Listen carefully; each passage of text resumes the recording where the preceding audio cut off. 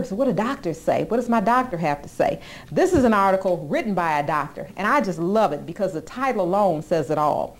The gunk pouring out of your body during colon cleansing could have killed you. That's the title of this article, and it's by Dr. Bessie Jo Tillman. She's an MD, and in this article she compares the colon and the intestines to a vacuum cleaner bag, and she talks about how when you vacuum the floor and that bag is full and you don't cleanse it or change it, then that debris backs up into the machinery and it starts to damage other parts of the machinery. That's what happens with the colon. She goes on to say a bowel that dirty can harbor dangerous bacteria and parasites.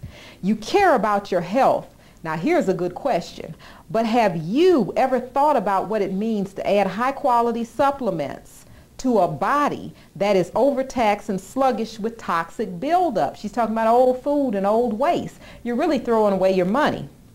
The job of your small and large intestines is to absorb nutrients from the food we eat. Now, I just want to remind you that all through the years we have heard, you are what you eat. You are what you eat. Well, our eating habits have changed in the past 20 years. You are what your body is able to assimilate. We assimilate our nutrients through the colon walls, and if they're impacted, and I want to show you a picture. Let's just take a look at a picture of an impacted colon.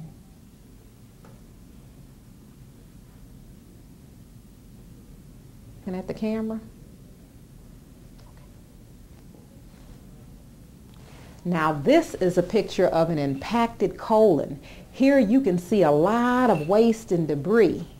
Now the average size for a colon from the inside is 2 inches in diameter.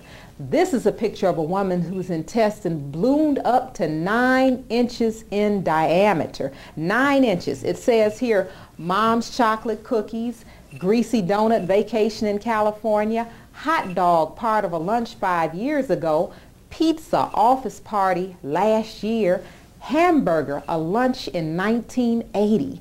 That's the way waste hangs around. And guess what is encased inside that waste? Parasites all through there. And by the way, she's only going to the bathroom out of this hole right here, which is no bigger than an eraser head on a pencil. And she was meant to eliminate out of a hole 2.5 inches in diameter. Now that's what the inside of an unhealthy colon looks like.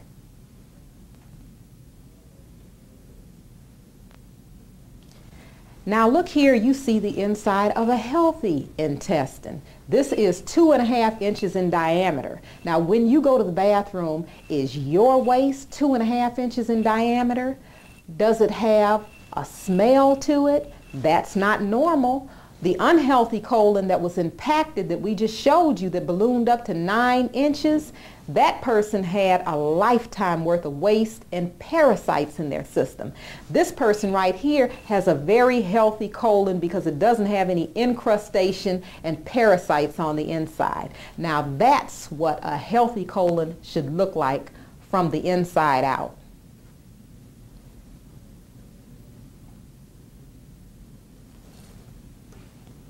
Okay, now when you have a colon that is that encrusted and impacted with fecal matter and parasites, what can you be absorbing through the intestinal wall? Not much. I'll tell you what you are absorbing, parasites, and we're going to be talking about that this evening. She says here, your nutrients can't be absorbed through layers of toxins and undigested food. Cheese in particular, it clings to the intestinal walls like flypaper. When I was in kindergarten, we mixed white flour with water and it made glue. That's what happens in the colon. So you've got to clean it out. If you know you're going to put it in, at least do yourself the favor of cleaning it out. Next, she says on here, a sedentary lifestyle, not drinking enough water, and a low-fiber diet. Well, we've heard all that before, but the answer is colon cleansing. But when I say colon cleansing, I don't want the men to get upset and say, you'll never get a tube up me. I'm not talking about colonics. I'm talking about a gentle, natural, slow, but very effective colon cleanse that's going to get out a lifetime worth of waste. And most important, the parasites, those worms that are coming to dinner through our food. They come in pets. They come to us all sorts of ways, but we're going to get rid of them. And with a good colon cleanse, it consists of 4 things. One being Cascara sagrada, very gentle laxative. Another being a psyllium hulls combination. They say it causes gas and bloating, but not if used properly with Cascara sagrada. That's your source of fiber, and it lowers cholesterol beautifully. It also tones the muscles throughout your body, especially the organs internally. Next is liquid chlorophyll. I don't have enough time to give you all the attributes of liquid chlorophyll except to say it is very rich in nutrients. It's like taking in liquid oxygen. It's a deodorizer. That food doesn't smell bad when you eat it. Why does it smell so bad when it comes out? Because it's been in there too long and it's putrefied and parasites are in there. Last but not least is the hydrated bentonite. Now this is what separates the men from the boys and all the colon cleansers. You cannot clean out a lifetime worth of waste with a tablet or a tea or a pill. You have got to use this cleanse effectively, synergistically. Bentonite gets in the system and loosens up that hard encrusted waste. Have you ever wondered why a person with hemorrhoids suffered so when they try to go to the bathroom? It's because of that hardened waste, that the colon is a big muscle and is trying to push it down, and it's taking some of the insides of the rectum out with it because it is so hard. Good news, bentonite's going to loosen that up from the colon walls. Cascara is going to soften it up. So do not be surprised if you call me up and I'll give you the instructions, no charge. I want to see people live a healthier life. They say a mind is a terrible thing to waste, a body is a terrible thing to waste. Our antidote today is to clean the colon. And guess what? People say, well, I can just get a colonic. I'm not against a colonic, but would you clean your home without deodorizing it? Would you clean your home without disinfecting it? We've got to get on the case and start cleaning our colon the same way you clean that car, the same way you clean your home, same way you clean your clothes. Do not do your body any less of a service. So now when she talks about it, she gives you some of the symptoms of a clogged colon. And I'm not going to even go through her list. I have a better list here that I'm going to go through. A lot of times I'm even out of breath by the time I get through the symptoms. But let's just see if this applies to you.